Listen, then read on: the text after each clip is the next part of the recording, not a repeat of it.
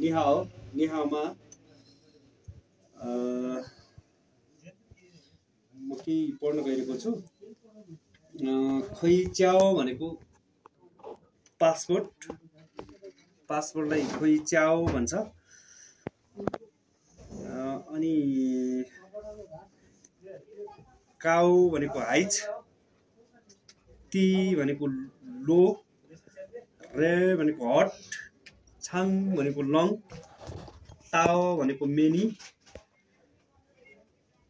ख्वाइ भनेको fast, main भनेको slow, ल्याङ भनेको कोल्ड, स्याओ भनेको फ्यु,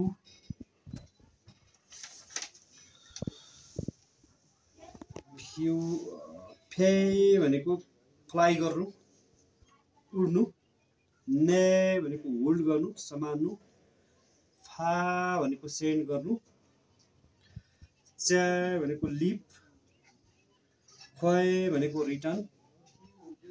चेन भनेको मिट, चोय भनेको विस, छ्वाङ भनेको वेयर गर्नु लगाउनु, स्वाङ भनेको चुज गर्नु, चो भनेको वाल्क हिँड्नु, थोय भनेको पुस गर्नु, ए भनेको रिड गर्नु चढ्नु, फे भनेको पनि क्लाइम्ब गर्नु, पे भनेको टेक गर्नु ब्रिङ, त्यु भनेको लस, ती भनेको किक अथवा थी पनि भन्छ,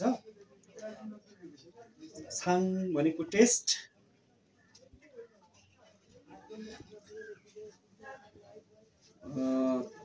थ्याउ भनेको डान्स नाच्नुलाई थ्याउ भन्छ, थ्याउ मात्रै भने जम्प, सोए भनेको काउन्ट गर्नु गन्ती गर्नु, पाओ भनेको हक गर्नु, पाओ भनेको रिटर्न, साओ भनेको ब्रुस, स्याओ भनेको रिपेयर, साङ भनेको हार्ट, स्याओ भनेको स्विप, फाङ भनेको पुट गर्नु, वान भनेको चेन्ज अथवा ख्वान पनि भन्छ, फान भनेको टल्क, पान भनेको मुख, यो यिङ भनेको स्विम गर्नु पौडी खेल्नु, फे छाउ भनेको फिनिस, ल्याओ फ्यान भनेको च्याट गर्नु, ल्याओ फ्यान भनेको च्याट गर्नु,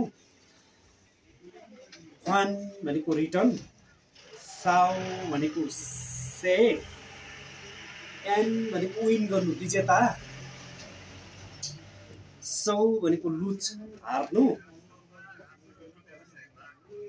थिङ भनेको पिन दुख्नु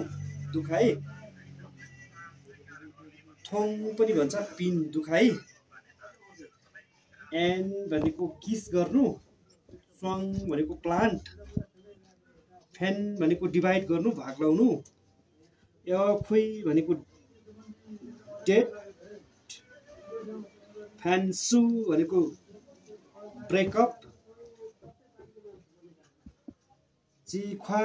भनेको गेट म्यारिड, खुइला पनि भन्छ म्यारिडलाई, लेवान भनेको डिभाइजर, थाउ भनेको सेटल,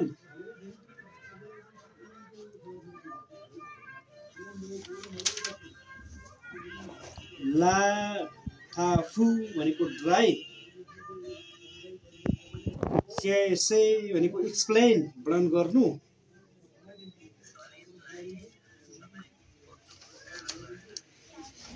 से